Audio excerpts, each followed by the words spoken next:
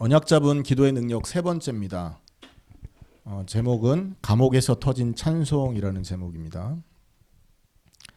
2026년 새해를 시작하면서 연말 그 송구영신 예배부터 시작해서 우리가 하나님의 말씀을 받고 있는데 2026년이 벌써 두 주째죠. 첫 주일에 우리는 예레미야 33장 1절에서 3절을 통해서 언약 잡은 기도의 능력에 대한 말씀을 나눴습니다. 그죠? 거기에서 우리가 기도 응답의 원리를 좀 찾아봤습니다.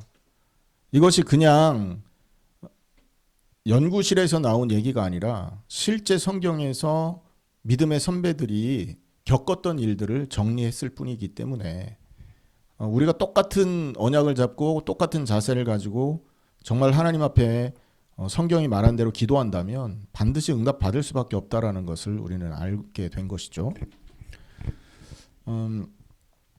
자, 예레미야가 시위대 뜰에 갇혀 있었다 그랬죠. 그때 말씀이 임했어요.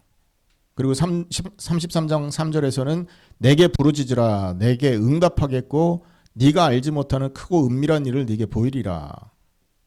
그렇게 말씀을 받았습니다. 그래서 그 1단계에서는 절망과 위기가 바로 응답의 시작이라는 것을 우리는 눈치를 채야 되겠죠. 시위대 뜰에 갇혔다. 이게 응답의 시작점이라는 겁니다. 우리에게 문제가 닥쳤다. 응답을 받게 하시려고 주시는 트리거라는 겁니다. 그래서 그 문제를 딱 의연하게 보고 하나님의 그 계획과 하나님의 뜻을 묻는 기도의 기회로 잡을 수 있어야 되겠죠. 그때 2단계에서 우리 그 예레미야에게 하나님이 말씀을 주십니다. 그리고는 3단계에서 그 말씀을 붙들고 부르짖어 기도하죠. 그리고 나서는 어떤 일이 벌어집니까? 예레미야에게 하나님이 응답을 하시는데 앞으로 일어날 일, 그리고 지금 이 본인은 시위대 뜰에 갇혀 있지만 이스라엘은 풍전등화라고요. 바벨론에게 지금 침공을 당할 위기란 말이죠. 그것을 바라보는 그 자기의 시각을 예레미야의 시각을 하나님께서 바꿔주시는 응답을 받았습니다.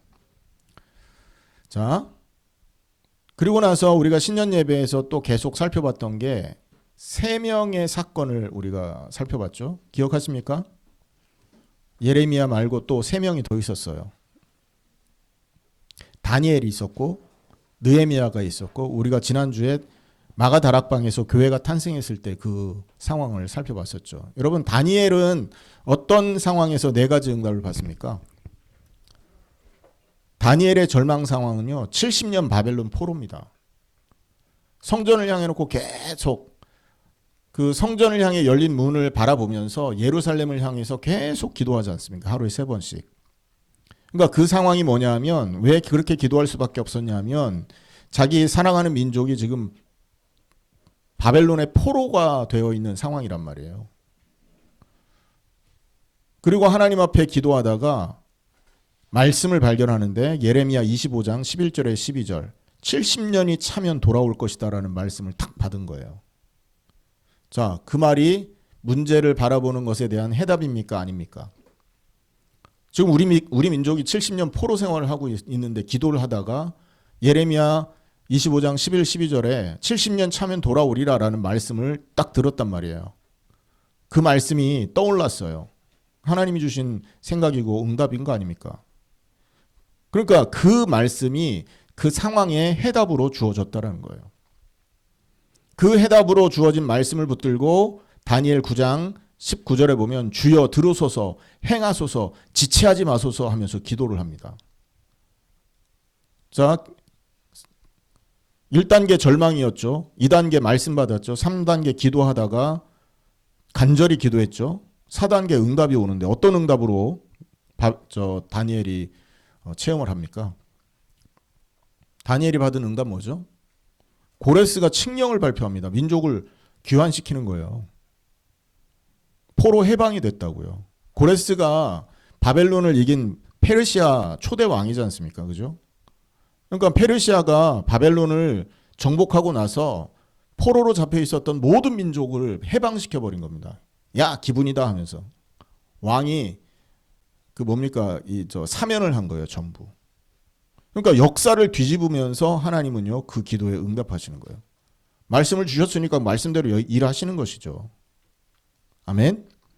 70년 차면 돌아올 것이다라는 그 말씀을 하나님이 성취를 시키신 거예요. 그렇게 응답이 된 겁니다. 자, 그리고 느헤미야가 겪었던 이 4단계는 뭐가 있었습니까? 느헤미야는 이제 다니엘 이후에 고레스가 칙령을 발표를 하고 해방을 받았잖아요. 그래서 민족이 바벨론에서 돌아오고 있는 거 아닙니까? 그때 두 번째 텀에 사람들을 이끌었던 지도자입니다. 기억하시죠? 자, 그때 이제 어떤 일이 있었냐면 예루살렘 먼저 갔던 사람들이 1차로 포로 귀환을 했던 사람들이 예루살렘에 도착해서 성을 짓기 위해서 성벽을 건축을 하고 있었잖아요. 근데 성벽이 무너진 겁니다. 그걸로 온전히 지을 수가 없는 상태, 딱 절망의 상태에 부딪혔죠. 보통 같으면 이런 상황에서 막 원망하고 하나님 왜 이럽니까 하고 슬퍼하고 낙심할 텐데 응답의 4단계의 이 비밀들을 누리던 이런 사람이었기 때문에 하나님 앞에 기도 시작합니다. 그리고는 신명기 30장 1절에서 5절의 말씀을 딱 들어요. 돌아오면 내가 회복시킬 거다. 다시 말해서 너희가 회개하고 하나님 앞에 돌아오면 내가 모든 거 회복시키겠다라고 했던 그 약속의 말씀을 딱 잡은 거죠. 그게 문제 앞에서 해답으로 주어진 겁니다. 자, 그리고 느헤미야는 어떤 기도를 합니까? 느헤미야 1장 8절 9절에 보면 주께서 약속하신 말씀을 기억하소서 하면서 기도합니다. 회개하고 돌아오면 회복시킨다고 하셨던 그 약속을 지켜주십시오라고 기도한다고요. 자, 그랬더니 말씀대로 해답으로 주신 그 말씀대로 일이 벌어졌어요. 어떤 기적이 벌어집니까? 52일 만에 성벽을 재건할 수 있는 모든 상황을 변화시켜요. 말씀대로 일하신 거죠. 그러니까 언약을 잡았다 이 말은요. 하나님이 하실 미래의 일을 그러니까 하나님이 미래에 하실 일을 내가 약속으로 붙들었다는 얘기거든요. 아멘. 절망 속에서 기도하다 보면 이 일을 통해서 하나님께서 미래에 하실 일을 해답으로 우리한테 주신다고요. 그럼 그 미래에 하실 그것을 약속으로 붙들고 기도하는 겁니다. 약속하신 말씀을 기억하시고 지금 내 기도를 들으셔서 행하시고 지체하지 말고 응답해달라고 간절히 부르짖고 기도할 때 내가 바뀌든 현장이 바뀌든 응답이 오는 것이죠. 자, 우리가 지난주에 살펴봤던 초대교회 탄생 사도행전 1장이었죠. 다락방에 120명의 기도. 어떤 상황이었습니까? 절망 상황이었어요. 예수님이 승천하시고 두려움 가운데 무능력 가운데 지도자가 없어서 우왕좌왕할 수밖에 없는 그런 상황. 자, 근데 그런 상황에서 하나님이 말씀을 주셨습니다. 뭐예요? 예루살렘 떠나지 말고 아버지 약속한 걸 기다려라. 성령이 임하면 권능을 받고 예루살렘과 유대와 사마리아와 땅끝까지 이르러 내 증인이 되리라. 반드시 될 것이다. 미완료형이라고 그랬죠. 그 말씀을 잡고 그러니까 되리라 이 말은 그 절망 상황 속에서 하나님께서 앞으로 하실 일에 대한 답을 주신 거 아닙니까? 그죠? 우리가 절망한다라는 것은 앞으로 뭐를 해야 될지를 모르기 때문에 절망하는 거예요. 낙심한다라는 것은 내가 아무리 노력해도 이게 될까라는 그런 의심 때문에 낙심이 되는 거 아닙니까? 여기 낙심하고 절망해 보신 분들은 다 아실걸요? 이 말이 무슨 말인가? 이렇게 해도 저렇게 해도 답이 안 생길 때 벽에 부딪힌 것 같을 때 절망이 온다고요. 거기서 포기하면 안 되는 겁니다. 그 절망 상황은 하나님의 응답의 시작점이라는 것을 그 절망 상황 앞에 하나님 앞에 기도하시지 않습니까? 그러면 어떤 일이 벌어지냐? 앞으로 하나님이 행하실 일을 말씀으로 깨닫게 하세요. 아멘. 그 문제를 통해서 그 문제 앞에 서 있는 나를 통해서 앞으로 하실 일을 마음으로 감동으로 주신다는 거죠. 어떻게 오겠습니까? 그게 메시지 듣다가 깨달아지기도 합니다. 아, 이번 주 강단에서 이 말씀을 주셨네. 야, 이것이 나의 인생에서 앞으로 하실 일인가 보다 하고 언약으로 잡을 수 있는 거고요. 또 하나는 내가 성경을 읽다가 아까 느헤미야는 성경 읽다가 그걸 발견하지 않습니까? 신명기의 말씀을. 성경을 읽다가도 발견할 수 있어요. 유튜브에 또 어떤 목사님의 얘기를 듣다가도 발견할 수 있어요. 아니면 혼자 기도하다가 홀로 조용한 시간에 기도하다가 하나님께서 은밀하게 나에게 감동으로 대답하는 걸 들을 수도 있는 거 아니겠습니까? 아멘? 그러면 그 일은요, 그 말씀은 지금 절망 상황 앞에 서 있는 나를 통해서 하나님이 앞으로 하실 일을 주시는 게 되는 겁니다. 그럼 그걸 잡고 어떻게 기도해요? 하나님 행하십시오. 지체하지 마시고요. 약속하신 말씀을 기억하시고 내 기도를 들으시고 행하시고 지체하지 말아주세요. 하나님 그대로 해주셔야 될 거 아닙니까? 여러분 여기에서 정말로 간절히 기도할 때는요. 마음이 들어가야 되는 것입니다. 그죠? 소원이 품어져야 되는 겁니다. 지체하지 말아달라. 이거를 빨리 행해달라. 내 말을 들어달라. 이 말은요. 소원이 품어졌기 때문에 말해지는 겁니다. 그렇게. 주께서 약속하신 말씀을 기억하소서라고 느헤미야가 하는 그 기도가 되려면 정말로 예루살렘 성벽이 절망스러운 상황으로 다가와야만 그렇게 기도할 수 있는 겁니다. 절망에서 빨리 빠져나오고 싶은 게 사람 마음인 거 아니에요. 내가 지금 막다른 골목 앞에 딱 서가지고 절망스러운 상황에 기도할 때 그게 진짜 소원이 품어지는 거 아니겠어요? 반드시 응답 옵니다. 한 마음으로 끈질기게 기도했을 때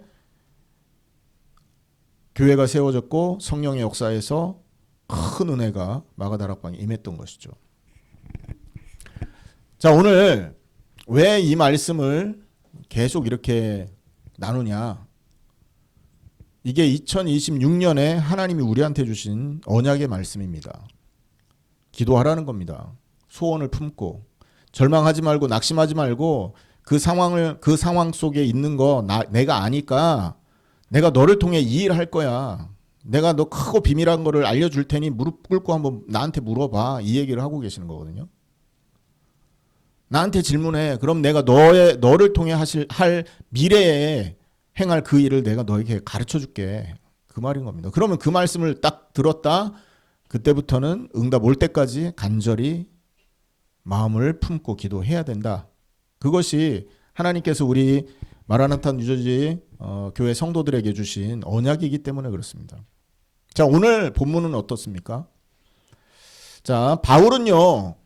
사도행전 9장에서 예수를 믿는 사람을 죽이려고 했던 사람이잖아요. 예수 믿는 사람들이 다메섹이라는 성에 모여 있는 걸 알고 거기 사람을 추적대, 그러니까 체포할 사람들 이 친위 부대를 데리고 왔던 대장이었습니다. 지도자였다고요. 그 다메섹으로 가는 길 위에서 부활하신 예수님을 만났죠, 바울이. 그 후에 어떻게 됐죠? 바울 변화됩니다. 자기가 오해하고 있었던 걸 깨달은 거예요. 언제? 다메섹으로 가는 길 위에서 부활하신 그분을 만났을 때, 그리스도만 부활한다고 구약에 얘기했는데 내 눈앞에 서 있는 이 예수가 구약에 예언되었던 그 부활하시는 메시아 그리스도구나라는 걸 바울이 깨달은 겁니다. 그래서 메시아 그리스도이신 예수님을 만나자마자 다메섹 성으로 가서 완전히 사람이 바뀌어버린 거죠. 핍박을 해야 될 사람들이 핍박을 해야 될 사람인데 그 예수 믿는 사람을 죽여야 될 사람인데 자기가 예수를 증거하고 있어. 예수가 그리스도라는 거. 내가 오해했다. 예수는 그리스도가 맞았다라는 간증을 계속하면서 복음을 전합니다. 그렇게 시작된 전도의 인생이 계속 지속됐죠. 그러다가 2차 선교 여행을 통해서 지금 사도행전 16장에 이 빌립보 지역을 들어온 겁니다. 우리가 읽지는 않았지만 16장 16절부터 거기에 보면 귀신 들리고 점 치는 여자를, 귀신 들린 사람은 점을 쳐주잖아요. 그 사람을 예수 이름으로 고쳐버린 거야. 귀신 들린 사람 통해 돈 벌던 주인이 이 바울을 고소를 했네. 돈벌이가 끊어지니까 얼마나 화가 납니까? 그 생활비도 해야 되고 자녀 교육도 시켜야 되는데 그 여자가 자기를 위해 일하다가 정신이 맨정신이 된 거야. 그러니까 화가 나서 이 바울을 고소해서 감옥에 들어가게 됩니다. 자, 한번 생각해 보세요. 22절, 24절에 보면 무리가 일제히 그들을 치려고, 여기는 바울과 실라를 말하겠죠. 일제히 그들을 치려고 달려드니 상관들이 그들의 옷을 찢어 벗기고 매로 치라 명하여 많이 매질하여 옥에 가두고 간수에게 튼튼히 지키라 명하니 그가 이러한 명령을 받아 그들을 내옥에 가두고 발에 착고를 채웠다. 이렇게 말하고 있죠. 여기 매로 치다라고 했는데 이것은요, 라브디제인이라고 헬란 말인데 로마식 태형을 말합니다. 범죄자 형벌인 거죠. 막 그 채찍으로 두드려 패는 거. 그러니까 다시 말해서 예수님이 맞았던 그 채찍을 맞은 거예요. 그리고 많은 상처들, 심한 매질을 했다라고 하면 여러분 상처가 엄청이 많았다라는 겁니다. 플라스 플레가스라 그래서 상처가 많아. 그러니까 심한 매질 때문에 많은 상처들이 생긴 상태라는 거예요. 여러분 한번 생각해 보세요. 제가 얼마 전에 설거지를 하다가 대나무 주걱을 이렇게 씻었는데요. 대나무 주걱에 가시가 올라와 있는 걸 모르고 손으로 슥 밀었거든요. 어떻게 됐을까요? 대나무 가시 요만한 게 엄지손가락 깊숙이 푹 파고드는 거 있죠. 일주일 고생했습니다. 그것 때문에. 가시가 안 박혀서 살았지. 가시 박혔으면 지금도 여기다 붕대 감고 있었을 거예요. 가시 하나만 박혀도 사실 우리 고생하는 겁니다. 근데 이게 로마식 태형에 쓰는 채찍은 어떻게 생겼다고 말했습니까? 채찍 끝에 쇠몽댕이가 달려 있다니까요. 아령처럼 생긴 요만하게 생긴 엄지손가락만한 쇠몽댕이가 달려 있어요. 그거를 줄에 매가지고 휘두르면 어떻게 되겠습니까? 쉬운 얘기로 여러분 허리띠 풀러가지고 때리는 경우 있잖아요. 앞에 쇠. 그걸로 맞는 것보다 더 심하게 파이는 겁니다. 거의 죽다 사는 거죠. 죽을 만큼 때리는 겁니다. 그리고는 가장 깊은 감옥, 가장 어두운 감옥에다가 이 바울을 집어넣은 거예요. 그리고 착고를 채웠다 그랬잖아요. 착고는 나무 형틀을 말합니다. 다리에 이렇게 매는 거. 나무 이렇게 있지 않습니까? 영화 같은 데 보면 나무 양쪽 발 부분에 구멍 뚫어서 딱 착고를 채우지 않습니까? 얼마나 절망적인 상황이에요. 지금 많은 상처를 갖고 있습니다. 가장 깊고 어두운 감옥에 gat혔어요. 움직일 수 없습니다. 한밤중이고 가장 어두운 시간입니다. 이 상황에서 웬만한 사람은 어떤 반응을 할까요? 절망할 수밖에 없는 거예요. 낙심할 수밖에 없는 겁니다. 인간적으로 보면 완전한 실패의 자리에 있었던 거예요. 하나님을 위해서 복음을 전하러 왔는데 상은 주지 못할 망정 하나님 나를 이렇게 고생스러운 곳으로 집어넣었습니까? 라고 말해도 할 말이 없는 그런 상태였다니까요. 자, 그런데 우리 신년 예배에서 배운 것처럼 적용을 해보세요. 절망은 기도 응답의 시작점이라고 그랬지 않습니까? 예레미야가 12대 뜰에 갇힌 것처럼, 다니엘이 포로가 된 것처럼, 느헤미야가 이방 땅 페르시아 궁전에서 절망했던 것처럼, 예루살렘의 교인들이 두려움에 떨었던 것처럼 바울과 실라가 가장 내밀한 지옥, 지하 감방이죠. 습하고 춥고 더럽고 냄새나고 거기에 절망 상황이 딱 내던져진 거라는 거예요. 상황 이해되시죠? 지금 바울 신라의 상황이 절망 상황이었다는 거예요. 자, 그러면 우리의 상황도 여기다 비춰볼 수 있는 거 아닙니까? 저와 여러분이 절망스럽게 생각하고 가장 힘든다고 생각하는, 그리고 가장 스트레스가 되는, 그게 직장 문제일 수도 있고 우리의 미래의 문제가 될 수도 있고 자녀 문제가 될 수도 있고, 그죠? 대입을 해보라니까요. 그러면 답이 나옵니다. 오늘. 자, 그 절망 상황에서 바울 실라는 말씀을 받기 위해 기도한 거죠. 바울과 실라가 갖고 있었던 그리고 또 붙잡았던 것이 뭐겠습니까? 바울 실라는 이미 복음의 핵심을 알고 있었잖아요. 로마서 8장 28절에 우리가 알거니와 하나님을 사랑하는 자 곧 그 뜻대로 부르심을 입은 자들에게는 모든 것이 합력하여 선을 이룬다 했어요. 분명한 언약을 알고 있던 사람이에요. 왜냐하면 구약은 메시아가 오기 전이잖아요. 근데 신약에서는 바울은 그리스도를 만났단 말이에요. 그러니까 죽어도 좋다. 나는 이 그리스도를 위해서 생명을 걸었다.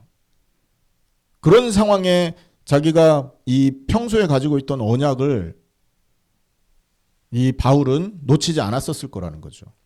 그러면 바울이 갖고 있었던 복음의 핵심 네 가지 언약 뭡니까? 구원의 언약입니다. 우리가 마지막 그 16절, 그러니까 31절에 16장 31절에 주 예수를 믿으라 너와 내 집이 구원을 얻으리라 했던 그 언약. 여기서 구원받으리라 이게 헬라 말로는 소테세라고 합니다. 구원받으리라. 미래의 수동태. 미래에 그렇게 될 것이다 라는 확실한 약속을 의미합니다. 반드시 구원받게 될 거라는 확실한 약속. 바울이 복음을 전할 때 이 확실한 약속으로 그 간수에게 전달했다는 거. 그러면 본인은요 얼마나 확실한 가운데 있었겠습니까? 주 예수를 믿고 확실한 구원을 갖고 있었다라는 상태 아닙니까? 그러니까 절망 상황 속에서 바울은 이 구원의 언약을 딱 붙들고 있었던 거죠.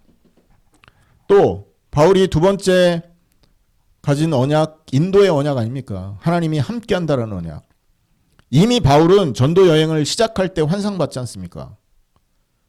아시아로 가려고 하는데 하나님이 꿈에 사람을 보내서 마게도냐로 건너와 우리를 도와라. 사도행전 16장 9절이죠. 딱 빌립보 가기 전에 이 꿈을 꾸고 마게도냐 첫 성이 바로 이 빌립보 성이었던 겁니다. 거기에서 이 일을 당한 거예요. 그러니까 절망 앞에서 하나님의 말씀을 붙들 수밖에 없었던 거죠. 아멘. 인도 따라서 하나님의 인도를 따라서 빌립보에 왔어요.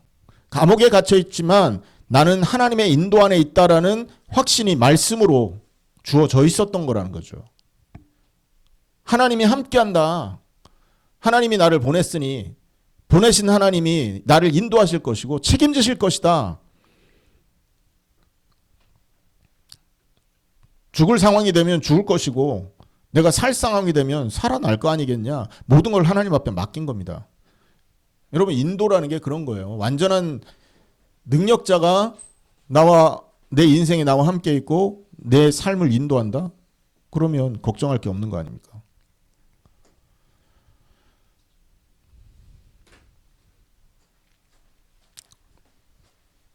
자, 하나님이 함께 하신다라는 이 함께 하면서 우리를 인도한다는 언약을 말씀으로 붙들고 있었던 겁니다. 그러니까 말씀을 감동으로 제가 말씀드렸죠. 성경을 읽으면서 말씀이 오기도 하고 설교를 들으면서 말씀이 오기도 하고 이미 알고 있는 그 언약을 묵상하다가 그 언약이 지금 현실과 부딪히면서 답이 되기도 하고 근데 지금 바울은 이미 붙들고 있었던 언약이 현실의 답으로 작용을 한 겁니다. 승리의 언약을 붙들었잖아요. 로마서 8장 37절 우리가 이 모든 일에 우리를 사랑하시는 이로 말미암아 넉넉히 이기느니라. 여러분 고린도후서 4장 한번 보겠습니다. 한번 다 찾아보겠습니다. 고린도후서 4장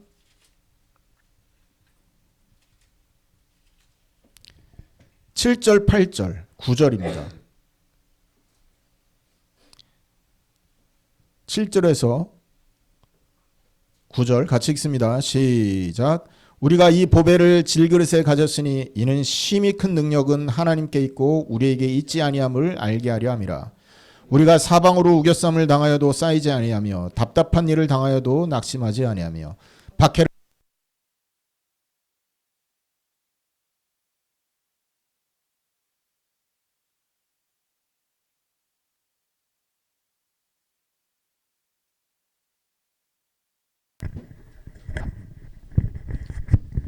자 8절에 사방으로 우겨쌈을 당했어요. 근데 우겨 쌓이지 않는데요. 승리 확신인 거죠. 아멘. 자 그리고 답답한 일을 당했대요. 절망적인 상황입니다. 그죠? 그런데 낙심하지 않는데요. 승리의 확신 때문에 그런 겁니다. 하나님이 함께 하시고 나를 인도하실 거라는 확신. 난 죽어도 하나님의 백성이고 살아도 하나님 백성이라는 확신. 박해를 받아도 버림받지 않고 절망 상황이지 않습니까? 그런데 확신을 갖는 게 승리의 확신. 여러분 거꾸로뜨려져 본 적 있으신가요? 거꾸로뜨려진다라는 것은요, 사람이 손으로 머리를 잡고 그 머리를 땅에다 팍 쳐박는 걸 말합니다. 길 걸어가고 있는데 갑자기 어떤 사람이 와서 내 뒤통수를 붙들고 땅에다 쳐박았다고 생각해 보세요. 얼마나 기분 나쁘고 끔찍한 그런 경험이겠습니까? 그죠? 근데 그런 일을 내가 내 의지와 상관없이 그와 같은 일이 내 인생 속에 있었다 할지라도 나는 어떻게 해요? 망하지 않는다. 승리의 확신이라니까요. 자, 이 언약이 바울 깊숙한 마음 심령 속에 굳어져 있었는데 바울의 인생 속에서 이 메시지가 심령 깊숙이 자리 잡고 있었는데 절망 상황이 딱 오니까 어떻게 됐죠? 그 절망 상황 앞에서 언약이 힘을 발휘하는 겁니다. 얼마나 감사합니까? 그리고 아까 읽었던 로마서 8장 37절에 보면 이로 말미암아 넉넉히 이기느니라. 휘페로라고 하거든요. 그러니까 휘페르니코멘이라고 합니다. 그 휘페르는 초월하다라는 뜻이에요. 그다음에 니카오 이건 이기다. 그러니까 휘페로니코멘은 초월적으로 이기고 압도적으로 승리한다라는 의미를 말해요. 그러니까 바울은 이미 감옥에 있었지만 승리자였던 겁니다. 갈불 수가 없어. 이 사람을 이길 수가 없는 것이죠. 왜요? 하나님의 말씀의 언약이 이미 주어져 있기 때문에. 네 번째, 재림의 언약을 우리가 잡아야 된다 했죠. 내가 확신하노니 사망이나 생명이나 어떤 피조물이라도 우리를 우리 주 예수 그리스도 안에 있는 하나님의 사랑에서 끊을 수 없으리라. 그 죽음도 감옥도 매질도 결코 하나님에게서 우리를 분리할 수 없다. 그리고 우리의 발걸음은 마지막 땅끝까지 가는 것이다. 바울 시대의 이 땅끝, 그것 때문에 지금 이 빌립보를 오고 있잖아요.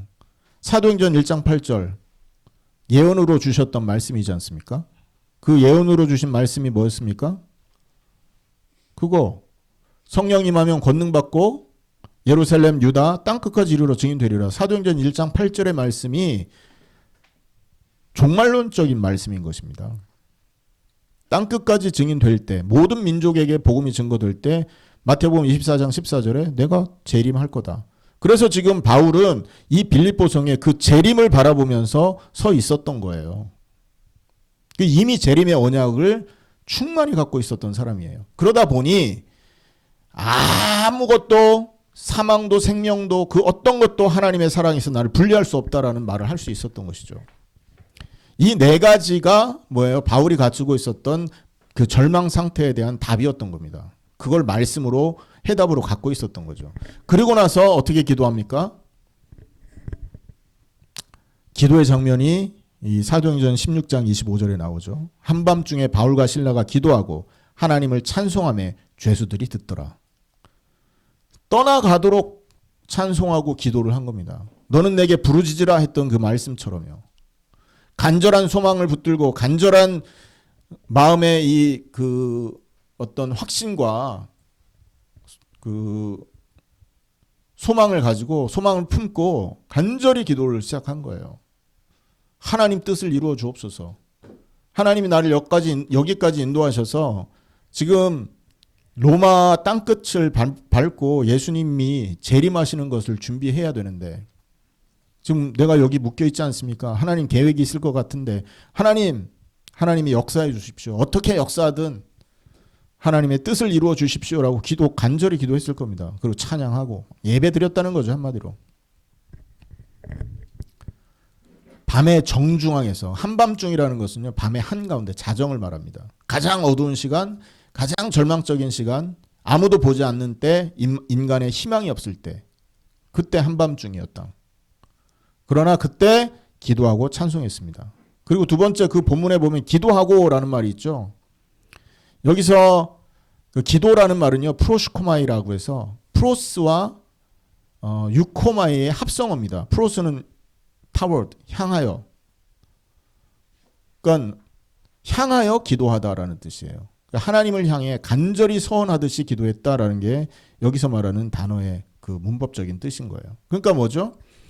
계속 진행 중인, 찬송과 동시에 계속 진행하고 있었다는 거예요. 계속해서 하나님을 향해 간절히 기도하면서라는 뜻입니다. 그리고 찬송함의 이 말은요 휘문이라고 해서 그 우리가 그 찬송가를 힘이라고 그러잖아요. 힘. 그 힘에 어원되는 동사입니다. 휄노스라고 그래서요. 하나님을 찬양하다. 계속 반복되는 미완료 과거.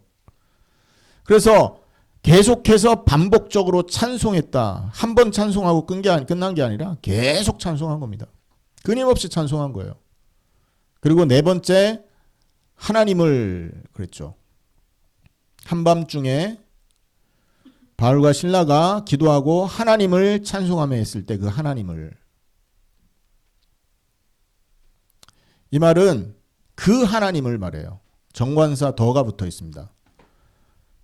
톤 데오스라고 하는데요. 그 특정한 하나님, 다시 말해서 그 언약의 하나님, 항상 약속을 지켰던 그 하나님을 말해요.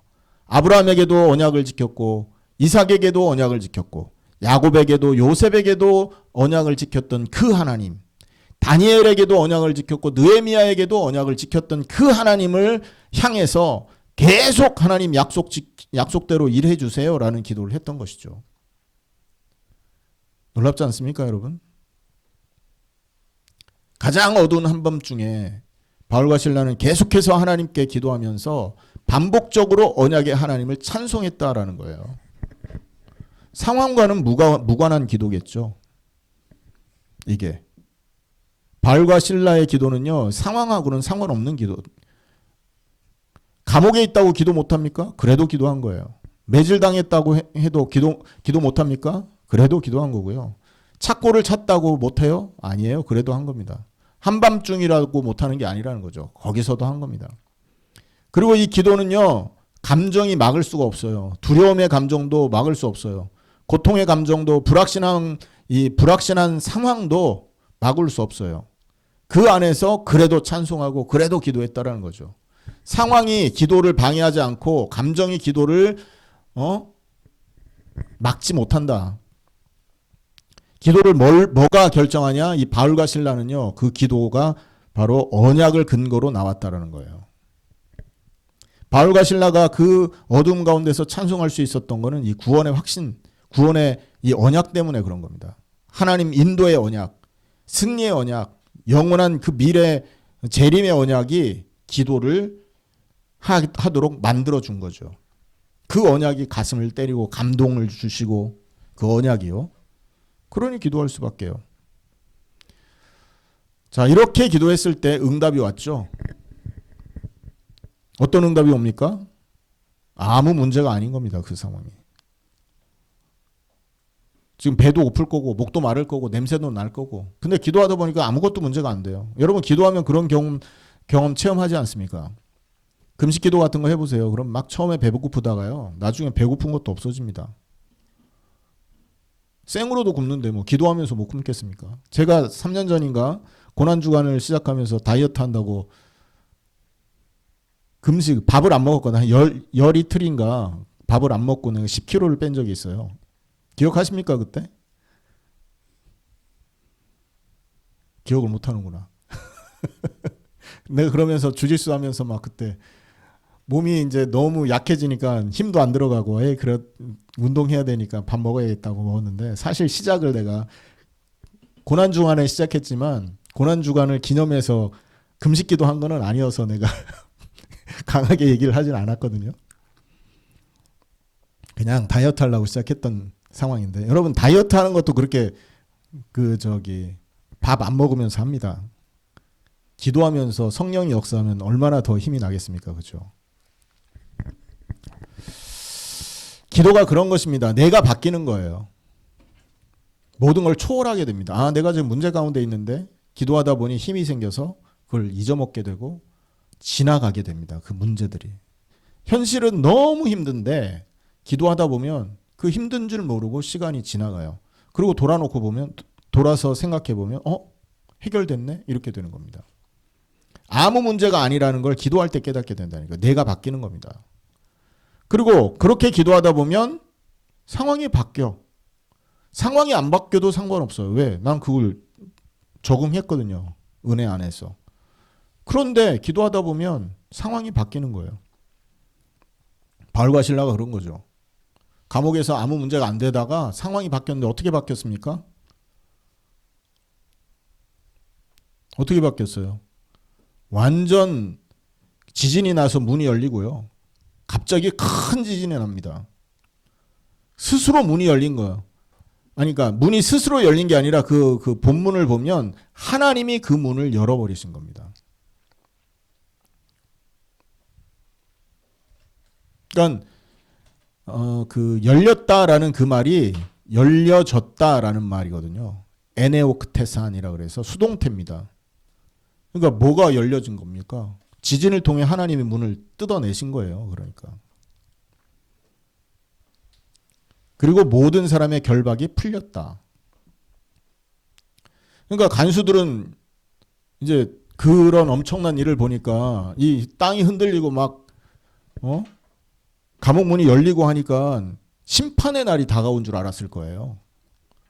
구약에 보면 심판의 날 땅이 흔들리고 막 해가 변하고 그런 예언들이 있거든요. 심판의 날이 온 줄 알았을 거라고요. 그래서 스스로 자결하려고 했는데 바울이 야, 나 여기 있으니까 죽지 마 하면서. 그러니까 뭐라고 대답합니까? 그 말에 간수가 제일 처음에 대답한 내용이 뭐였어요? 그 말의 대답. 사도행전 16장으로 한번 다시 돌아가 보세요.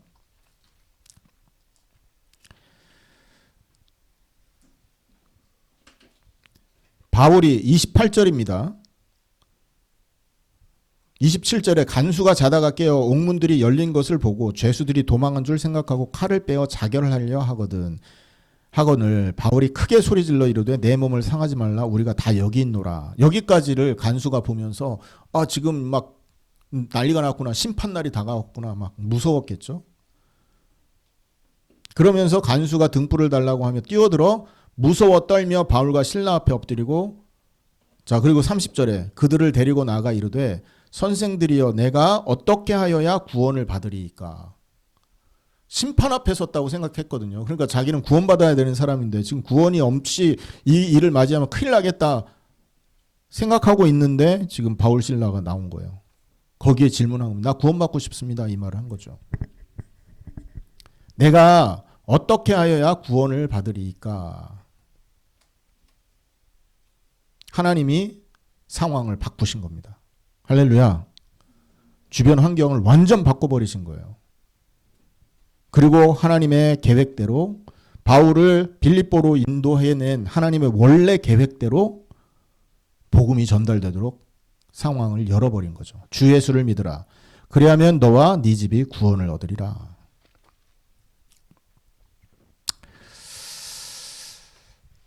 여기서 명령으로 했잖아요.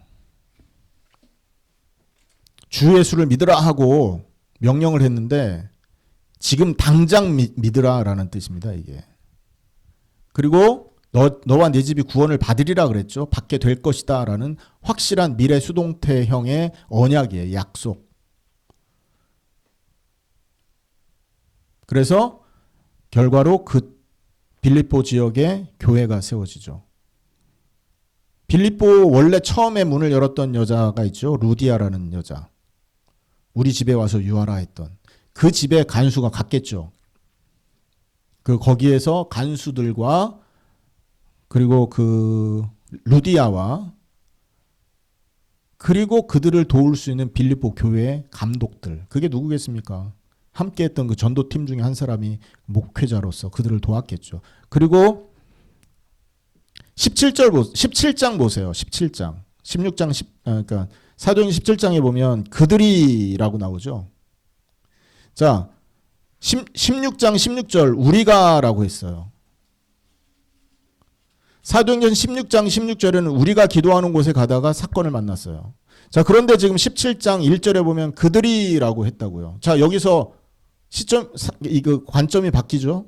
그러면 여기에 지금 어떤 사람이 남아 있다고 유추를 할 수 있나요? 저 사도행전 기록한 사람이 누가인데, 누가는 필히 그 루디아하고 함께 남아 있을 수밖에 없었다라는 얘기가 되죠. 처음에 빌립보에는 누가와 실라, 바울이 같이 들어왔다가 이 사건 이후에는 누가가 남고 바울과 실라는 17장으로 간 겁니다. 데살로니가 지역으로. 그러니까 이 빌립보에 목사, 그 다음에 그 여자 감독, 간수, 새로 회개한 이 사람들이 딱 팀이 돼 교회가 된 거예요. 할렐루야. 이것 때문에 하나님께서 사람들을, 바울과 실라를, 그리고 누가를 여기로 보냈던 것이죠. 자, 보세요. 하나님의 원래 계획이 마지막 부분에서 100% 응답되고 있지 않습니까? 아멘. 그러니까 하나님의 말씀을 받고 기도하는 것이 100% 응답받는 유일한 길이라는 거예요. 그럼 우리가 붙들 상황 앞에, 절망 앞에서 붙들어야 될 언약은 뭐냐? 바로 이 언약, 4가지 언약인 거예요. 하나님이 우리를 불러내신 이유가 있지 않습니까? 예수님의 재림을 준비하고 우리가 이 땅에서 하나님의 형상이 되고 하나님의 형상으로 하나님을 섬기며 주변 많은 사람들을 하나님의 형상으로 옳은 대로 돌아오게 만드는, 그것 때문에 불러냈다고요. 그럼 절망이 딱 생깁니다. 그럼 구원의 언약과 인도의 언약과 승리의 언약과 그 마지막 재림의 언약까지 딱 묵상하면서 상황을 보면 반드시 답이 온다니까요. 그 답을 잡고 기도를 하면 하나님이 주신 말씀대로 현장에 일이 벌어지게 되는 겁니다. 하나님은 우리 아니라도 하나님의 일을 하시겠죠?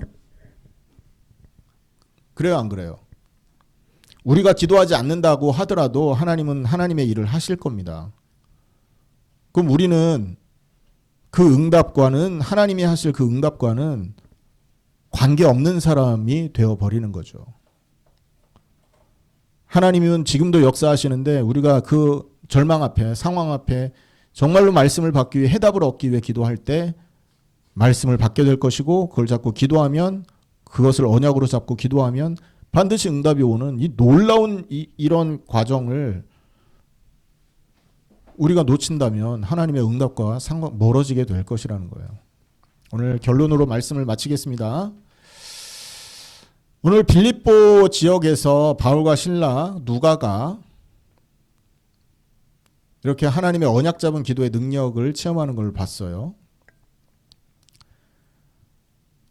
오늘 이것으로 해서 이 언약 기도의 능력이라는 내용을 마무리를 할 건데, 반드시 리마인드 해야 됩니다. 항상 다니엘, 느헤미야 120명의 그 초대교회 마가다락방 성도들, 제자들, 그리고 오늘 바울과 실라, 이 4가지 언약. 사실 이거 신년 예배 때 다 다루려고 했는데 너무 길어서 자른 거거든요. 모든 사건에서 같은 원리가 적용됩니다. 여러분, 기도 응답이 나오는 사건을 한번 가만히 읽어보세요. 성경에서. 반드시 이 원리가 들어가 있어요. 그러니까 응답은요, 우리가 원하는 쪽으로 받는 게 아니라는 겁니다. 기도 응답은 하나님이 원하는 쪽으로 오는 것이 성경이 말하는 기도 응답인 거예요. 다른 종교에서는 내가 원하는 거 소원 성취를 위해 기도하잖아요. 그건 종교가 하는 일이고, 그 귀신의 응답입니다. 그거. 하나님은 하나님의 일을 하고 있기 때문에 어떤 상황이든 절망 상황에서 말씀을 해답으로 잡은 자가 기도할 때 그 말씀대로 역사가 일어나는 거예요. 자, 꼭 기억하십시오. 기도 응답의 4가지 그 단계. 그 다음에 우리가 반드시 신약 성도들이 붙들어야 될 4가지 언약.